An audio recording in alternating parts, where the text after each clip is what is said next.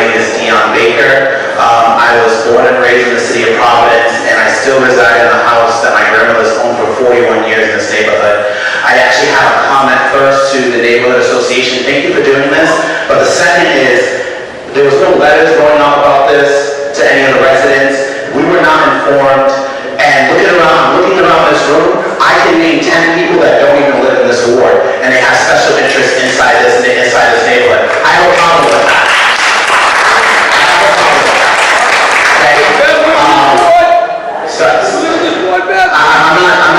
I wasn't saying that, Mr. Jeffrey, I wasn't saying that for us to go around the room.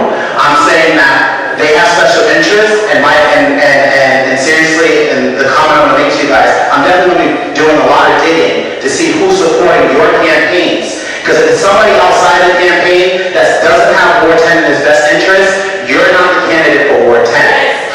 My real question that I want to ask, we're talking about housing, we're talking about people getting affordable housing and things like that. The issue is not just that people can't afford it, people don't have the jobs. The issue is the gentrification process that is happening, that's coming up from downtown Providence up into the south side. When we have residents like my grandmother, 41 years in the city of Providence, own their home on Vermont Avenue, worked 33 and a half years in the public school system at Central High School, can barely afford their taxes because the taxes continually go up, and it's next thing you know, somebody from a developer comes in, wants to buy that property, and now Vermont Avenue, instead of being a neighborhood for people to raise their families, for people to raise their children, for people to build their lives, now is a college town. What are you going to do as a city council person to combat the gentrification process in South Providence in Ward 10? There you go. So if you respond to around 1 minute. Oh, Mr. Baker, thank you. I'm a product of low-income housing. I lived in Woodard Avenue, which is a housing house for 16 years with my family. I know what it is to live day by day, week by week, worried about which bill you're going to pay, which bill you're going to put on the wayside, just make sure your rent's paid so you can live in that house and not get affected a few months later. And I also know what it is to get my lights cut off, ask the neighbor for an extension cord so I can have to have my refrigerator on. And I know what it is also vice versa to extend that extension cord to another neighbor.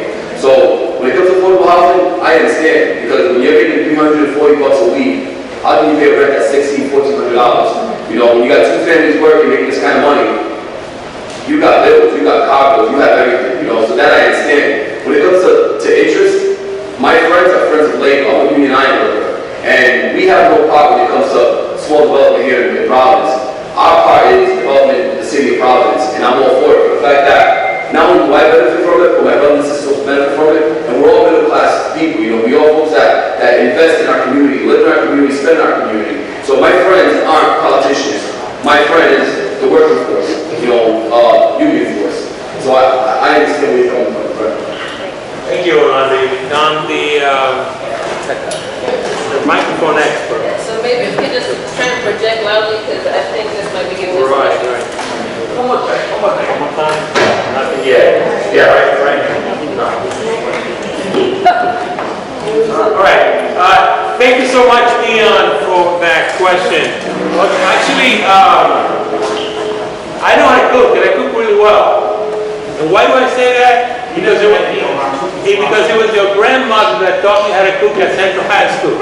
And I came across her the other day when I was door knocking on Vermont. And so we had some fun memories. How do you stop gentrification? Well, it's you need to make more affordable homes. Now, we need to put in place an ordinance that's going to enable parents to be able to afford to live here. If we continue with the student rental, we need to address that. There's just no way that a working family making minimum wage or working 2 or 3 jobs to be able to afford a home is going to be able to compete with that. So number one, we need to put something in place that's going to guarantee that we will be able to stay here and that we can compete with the student rental. And we also need to end the income source discriminations. there is discrimination of income. When you come in with a Section 8 voucher, people can actually turn you away. Why? That money is green just like everybody else's money. So you need to put a package, a collective package like that before. So, and with also the landlords, come on. I'm doing my own program, I'm doing something about it because I love this community. I want to stay here and I want everybody else to have a family here. So we need, at some point, we're going to have to hold some of the landlords accountable. We demand more from them. They need to contribute, they need to pay their fair share too. So let's also eliminate some of the factors that contribute to increasing rents, such as I expressed before, which is taxes, which is water, which is sewer. Let's put some legislation in place where we can address with the public utility, the rate of the Narragansett Bay, the rate of the water department. Let's talk about the red line of the insurance. Why do we pay more insurance in Providence, especially in South Providence? Those are factors that contribute to the rent, to the increase of the apartments. So I apologize for that. But those are some of the collective things that we need to put together.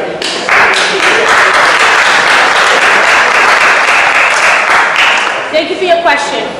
It's really simple. We have to stop giving Brown University all these tax breaks so that it can come in and gentrify our neighborhood.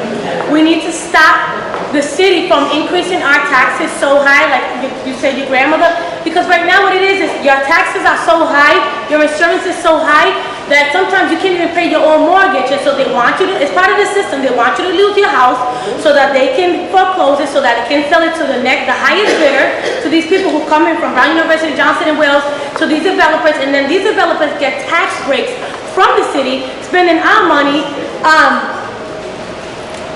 so that they can buy our homes that are in our city, and it's creeping up. We have the nursing school down here, we have Brown University, we have Johnson and Wales, and it's all creeping up like this. So we need a strong leader that's going to stand up to these supporters, that doesn't have a political interest, that doesn't have people in the pocket saying yes, a favor for a favor.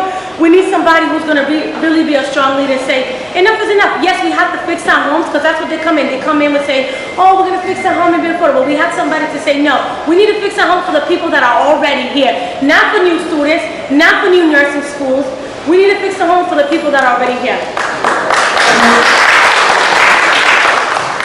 Okay, so first of all, I met Dion out there on the street today, and I think I'm the one that told him about the meeting. Okay, and he was a tough customer because he had it all. He named names and he knew them all. Now, first of all, what's happening in South Providence happened at Fox Point 25 years ago. I knew a woman that lived there her whole life. Okay, at the end, they made her house unaffordable. She couldn't pay the taxes. She had a house that was worth $60,000, and they said it was worth $400,000, and she had to move. Okay? Now, when it comes to the homestead exemption, I was raised by old people, elderly people. At some point in this country, can somebody be tax-free at the age after 70, or after 65, or after 80? Okay? I don't know what, but at some point, should an elderly person be tax-free? Okay? Like the universities? Right. Something. So now, the next part is, and this is a tough thing because we have killed ourselves. I got people in South Providence that got Section 8 housing. They laugh and they tell me I paid $30,000 for that house, I get $1,400 a month for it. The girl, she's got to give me $1.25. If she don't give me the $1.25, I could care less. Okay? We have to either lower the Section 8 that people are collecting, okay? Or we have to get rid of some of the vouchers where these landlords have to take working man's rent.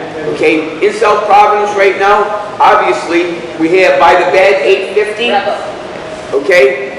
There's ordinances in North Providence, right? You got to be related by 2 or 3 people or something like that. Is South Providence going to turn into no music on the door, stuff like that? I think that's what's going to happen. We need to develop policies that are for the working families in this ward. Yes, we have investors coming in and buying properties. We need to slow down that investment of buying properties in our ward because they are going to students. There's been working families here for 40 years, 50 years, and there's so many people, such a vibrant community. So what we need to do is have some policy in place where we can help the working family on their homes, also landlords and homeowners that are renting, and give the opportunity to our people in this ward, where they can have better job opportunities, a safe and nice place to live, and a lower income. So this is who has a lower income can afford to live in this ward. So these are one of the issues that we need to work with the community and with City Hall. All right. We also need to help people that are fixed incomes, like the elderly. So if the elderly person is on a fixed income, how can we find another, there are ordinances or homesteads where there is a lower tax rate, but how can we help these elderly people with a lower tax rate in order for them to stay in their homes and not lose their homes? We have there's a resident in Ward 10 right now that may lose her home, and she's an elderly person, and she doesn't know which way to turn. And these are the people that we need to help in order for them to maintain and stay in their home and not lose their home after living in it for 40 years just because of her mortgage or her taxes. So that's sad, and that's where we need to dedicate our time and help our community move forward.